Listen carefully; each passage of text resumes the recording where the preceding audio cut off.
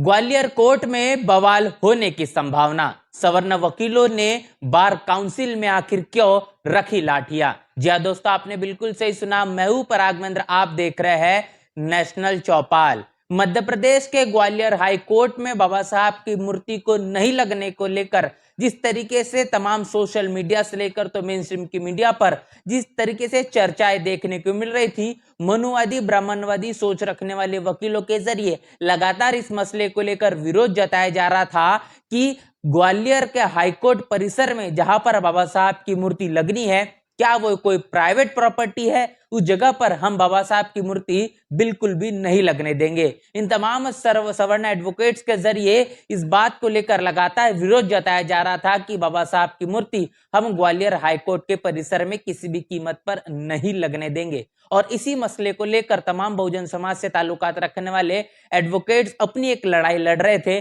जो वे चाह रहे थे कि जब ग्वालियर हाईकोर्ट के प्रशासन के जरिए जब उच्च न्यायाधीश के माध्यम से पूरे मसले पर अनुमति दे दी गई है, जब ये बात कही गई है कि ग्वालियर हाई कोर्ट में बाबा साहब की मूर्ति लगेगी, उसके बावजूद भी इस तरीके का विरोध आखिर क्यों हो रहा है? आप देख रहे हो जो हम बार में हैं, आ जाओ, हम बार में हैं और देखो इधर देखो, ये लठ टांगे जा रहे हैं और पता देखते हैं कौन सी युद्ध की तैयारी होने वाली है। मुझे लग रहा है या तो इंडिया पाकिस्तान का युद्ध यहीं चालू होगा या वकीलों में यहाँ चालू होगा। देखो ये लठ लगा है, आप देखते हैं ये किसकी परमिशन से लठ लगा है और कौन सी तैयारी है।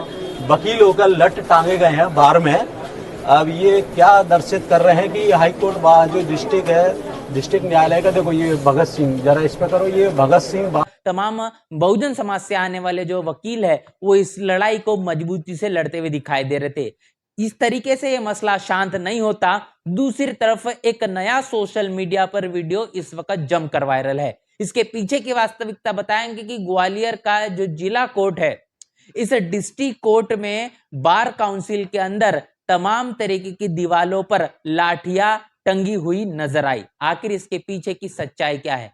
आप इस बात की कल्पना करिए, जिस भारत के संविधान के मुताबिक तमाम एडवोकेट्स अपनी पढ़ाई को पूरी करते हैं, न्यायिक तौर पर कोर्ट के अंदर हर एक मसले को बहस और अनेकों प्रकार के तर्कों को लेकर लड़ाई लड़ने का काम करते हैं। आखिर ऐसे एडवोकेट्स जहां पर पूरे दिन अपने काम को करते हुए नजर आते हैं, ऐसी जगह पर, ऐसे बार काउंसिल पर आप इस बात की कल्पना करिए कि लाठी अगर टंगी हुई नजर आती है तो आखिर किस तरीके के भारत की दिशा में हम आज के समय में ले जाते हुए तमाम लोग दिखाई दे रहे हैं। खासतौर पर यह जो काम किया गया है, लगातार ये बताया जा रहा है कि मनुवादी ब्राह्मणवादी सोच रखने वाले लोग कहीं न कहीं फिर एक बार एक नए बवाल के तैयारी में लगे हुए हैं।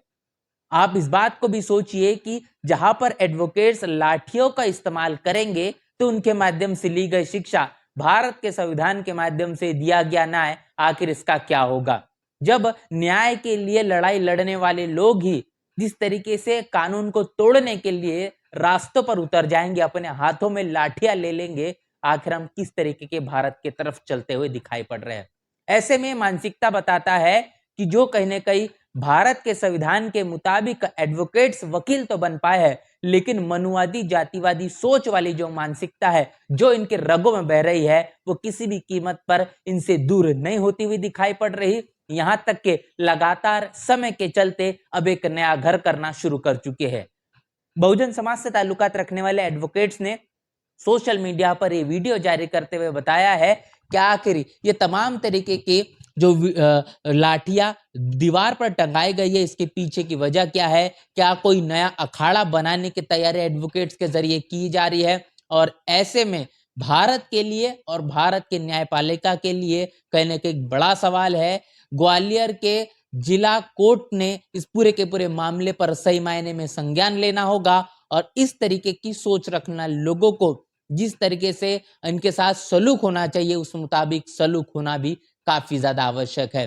और इसीलिए बाबा साहब भी अपने समय में एक बात हमेशा से कहते थे कि इस भारत के अंदर एक ही तरीके की लड़ाई नजर आती है, एक तरफ विषमतावाद और दूसरी तरफ मानवतावाद की लड़ाई, मतलब ब्राह्मणवाद बनाम मानवतावाद की हमेशा सही लड़ाई लड़ती हुई दिखाई देती है, जहां पर कई लोग इस बात को लेकर साबित करने में लगे हुए हैं कि इस देश के भारत के संविधान निर्माता डॉक्टर बाबा साहब अम्बेडकर नहीं तो BN राव है। दूसरी तरफ ये लड़ाई देखने को मिलती है कि महाबोधि महाविहार ये कहने की बौद्ध की विरासत ही नहीं है।